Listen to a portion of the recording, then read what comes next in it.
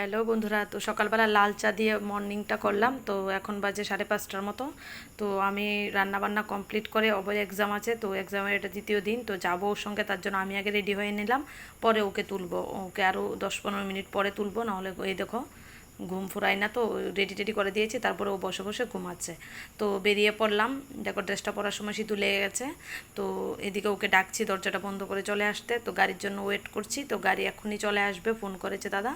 তো চলো যাই স্কুলে, গিয়ে ওকে আগে স্কুলের ভেতরে ঢুকিয়ে দিই, তারপর আমরা বাইরে কোথাও একটা বসতে হবে। তো এই দেখো বাইরে বসেছিলাম। তো ওইদিকে কাপড়ের মাসি দিদি কুর্তি সব চলে এসছে। এখানে ভালো বেচা কেনা হয়, সাথে আবার পুতুলও দেখলাম তৈরি করছে, হাতে বানায় ওরা উল দিয়ে। তো বানিয়ে বিক্রি করে। ছোটোগুলা 50 টাকা, বড়গুলা হয়তো 70-80 টাকা হবে। তো বাড়িতে এসে স্নান টান করে এখন ভাত টাত খেয়ে নিলাম। তো খাচ্ছি একটু আম, খেয়ে একটু একটা ঘুম দেব। তো আবার নিমন্ত্রণ আছে বিপদনাশিনী পূজার, তো ঘুম থেকে উঠে ওইখানে যাব।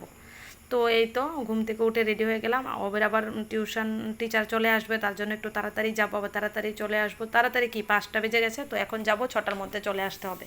তো আমার এক ননদের বাড়িতে, বেশি দূর না, আমাদের বাড়ির উল্টো দিকেই। তো চলো শাড়িটা পরে নেই। শাড়িটা তো পরে নিলাম, এখন সিঁদুর টিঁদুর লাগাতে হবে। তো সিঁদুর টিঁদুর লাগিয়ে তো ওকে ড্রেস পরিয়ে বেরিয়ে পড়বো। তো এদিকে আমি রেডি হচ্ছে, এদিকে ওকে ড্রেস দিয়েছি, বলছি পরতে, ও ড্রেসটা পরছে না। তো ওকে আমি ড্রেসটা পরিয়ে, তো চলো। তো এই তো ড্রেসটা পেরিয়ে মা আর ছেলে বেরিয়ে পড়লাম। তো চলো যাই। তো গিয়ে এখানে ঠাকুর প্রণাম টনাম করলাম, তারপর ও প্রসাদ বেড়ে দিল, খিচুড়িও করেছিল, সেটা আমি আর ক্লিপ নেইনি। তো এখানে ফল দিয়েছে, ফলটা খাওয়ার পর খিচুড়ি করেছিল, গ্যাট করেছিল। তো ভালো হয়েছে প্রসাদটা, তো খেলাম। বাড়ির জন্য আনতে বলেছিল, আমি আনিনি। তো চলে আসলাম বাড়িতে। তো এখন সন্ধ্যা সময় আবার তোমাদের সামনে আসছি।